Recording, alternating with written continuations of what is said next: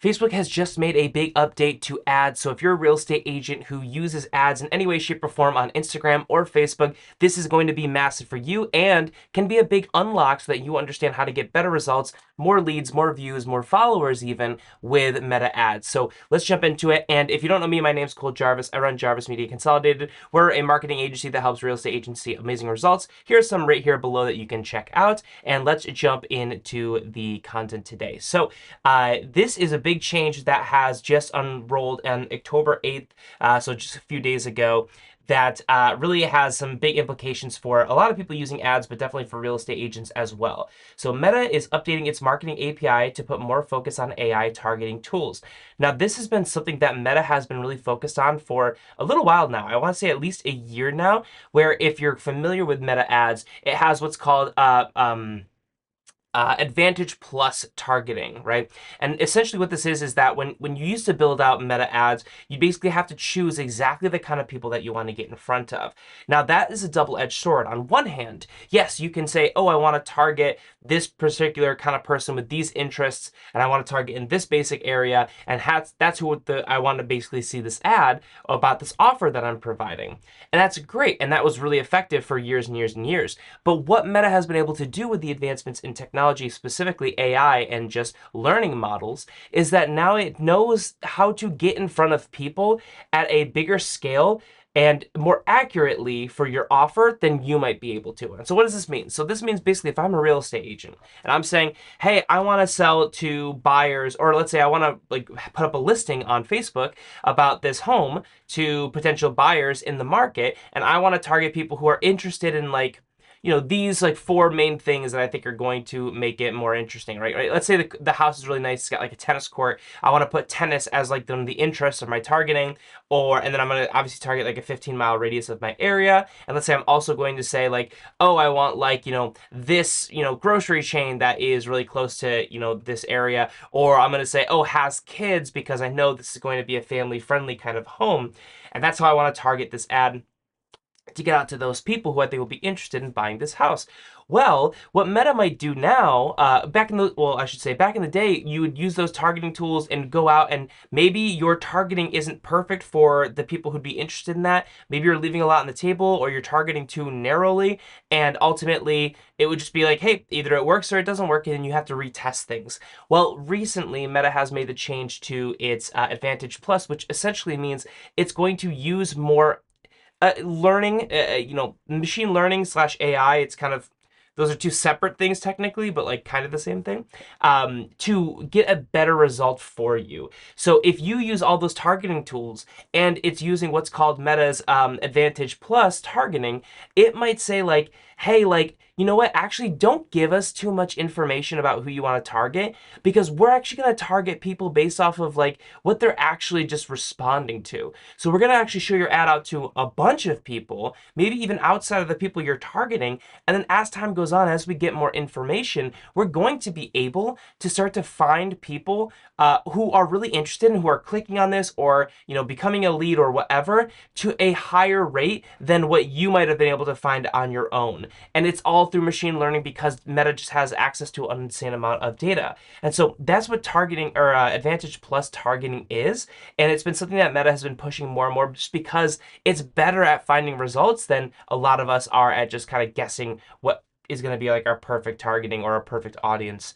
So jumping back here, Meta is making some changes to its marketing API, which are designed to ensure that it's able to maximize results via Advantage Plus, what we just talked about, targeting tools, and explore additional opportunities for your promotions. First off, Meta is rolling out a new feature with placements that will allocate 5% of your ad spend to excluded placements when it's likely they'll see good performance. So this is a great example of Meta basically saying, we know better than you. Because if you say, hey, I only want to make this on Instagram Reels and let's say Instagram Stories, right? And so you place it on that, those two platforms, Meta might be like, hey, like, actually, your goal here is to get leads, and you're using these two platforms, which is cool. But actually, what we know is that you're going to get more results if we actually put you on Facebook feeds as well. So we're just going to automatically put about 5% of your budget towards that, which some people are going to be a little bit upset about. They're going to say, hey, like, I don't want to be on that platform. But at the end of the day, Meta's going to be very careful about doing this to make sure that it's not really taking too many people off, but instead, it's just going to be based around results and getting kind of the ideal results for what you're trying to accomplish. So this is going to be important on a couple different fronts, which I'll dive into, but it's very interesting to see here. So let's kind of continue through here. So now if you excluded certain ad placements, example, Facebook feed, Threads feed, right-hand column, IG Explorer, Meta system will retain the option to allocate a small amount of your ad spend to those options if it thinks it's able to drive better results. So a bit of a quote here. For marketing API advisors, allowing limited spend to specific placements is not automatically enabled when you exclude placements. To apply limited spend to specific placements, you must explicitly use the new API endpoints to designate which placements should have ad spend restrictions. All placement exclusions and limited spend settings must be managed through the API, and changes can be made at any time by updating your API configuration. So that's interesting for a very couple different reasons. One, more importantly than anything, is that if you're creating your ads versus other platforms, so a lot of different like marketing tools or CRMs, you can now build ads out of like directly onto Meta. It's going to basically give them more flexibility to try out alternative placements, even if you don't think they're going to be beneficial. So what's kind of funny about that is that you actually do still have like an end all be all, like, hey, like I do not want to be on Facebook, or I do not want to be on like Instagram stories or whatever it might be, but it's going to be more complicated and rigid to get there, which is obviously kind of the goal. And I think it kind of actually makes sense because Meta also knows that a lot of people use ads and they're just trying to get the best result, and they don't really care how exactly they're doing that. They just want to get better numbers, and that's going to encourage more people to use Meta ads. So if they're, basically by default going to just be a little bit better, then that's fine. And for the people who are more tech savvy, who might say like, oh, actually, no, I know for sure I don't want X, Y, and Z, platforms or specific, like, to be on this kind of like right hand column or whatever it might be, then those people are going to be tech savvy enough to actually go in and cancel that, so that, or update their API so that they're making sure that they're kind of getting only to the places that they really want to get to. So let's jump back in. So if you want to exclude feed placements entirely, but Meta system determines that it can be more effective, it'll retain the ability to show your promotions in a feed in a limited capacity, which could then help to show you how these options can also drive results. Meta further notes that Advantage Plus placements are its recommended option for most advertisers in order to maximize ad performance. This approach reviews all available placements to find the most cost-effective opportunities for every impression, helping you reach more people for less. However, if you can't use Advantage Plus placements and need to manually exclude certain placements, we recommend this new feature. It's a smart alternative to blocking placements entirely, giving you more flexibility and potentially better performance, which is very interesting here. Now, essentially, Meta is saying that oops, let me go back here because this is the wrong spot to go.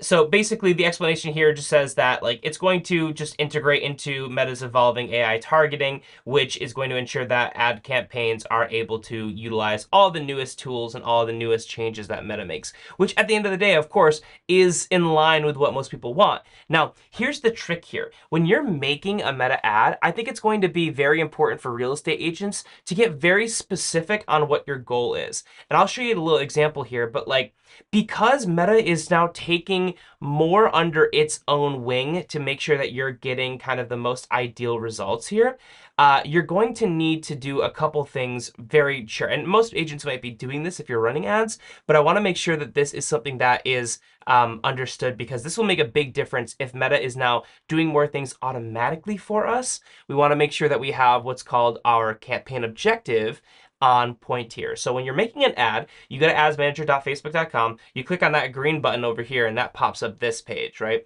So this is where you're basically starting off your ad, and this is how you choose your objective. This is now becoming more and more important, because at the end of the day, if you don't have a proper objective, then all of those things that Meta's going to be doing automatically for us, kind of, somewhat without our permission, it's going to be based around accomplishing this objective. So I really want to emphasize here that if you're looking to get leads, you really want to be using the campaign objective for leads, because what it's going to do is it's going to make it so that when you're building out your actual ad, you're optimizing for the right thing here. So for instance, if I'm building this out, and I say like my conversion location, which is basically where the lead is going to become a lead, if I'm not very clear about all of this stuff, then it's going to make it much harder for Meta to understand what is actually accomplishing our goal and what is actually just them testing things out that is not in line. So it's more important than ever to make sure that your entire strategy is very much in line with what Meta knows to be the goal. So if we're building out a lead ad, and we want to make like instant forms, this is ideal because, if we're coming over here, we want to make sure that like we can optimize for as much information that Meta can have as possible. So what I like about instant forms, for instance, is that, let's say again, you want to get leads. Maybe you're trying to get buyer leads or seller leads or whatever it might be. If you just send people to Messenger, right? And you're trying to get them to become a lead, and you give them a conversion and it sends them to Messenger. Well, yeah, like the ad itself, like the video that you put up that's going to show up on people's feed, they click it, they go to Messenger. That's great, but that doesn't necessarily make them a lead, right? Like, yes, they might be a lead in Messenger, but maybe we also want their phone number and their email address, which just gives us more opportunities to get in front of them and to continue that conversation. Well, we don't really necessarily get that with Messenger. We'd have to build that into like a automatic like follow-up or manual follow-up sequence to basically get that information from them. But here's the thing though, from Meta's perspective, as soon as they click over to, your ad, they'd see like your ad pop up, they'd click the learn more button, it would send them to Facebook Messenger in this case, or maybe Instagram DMs.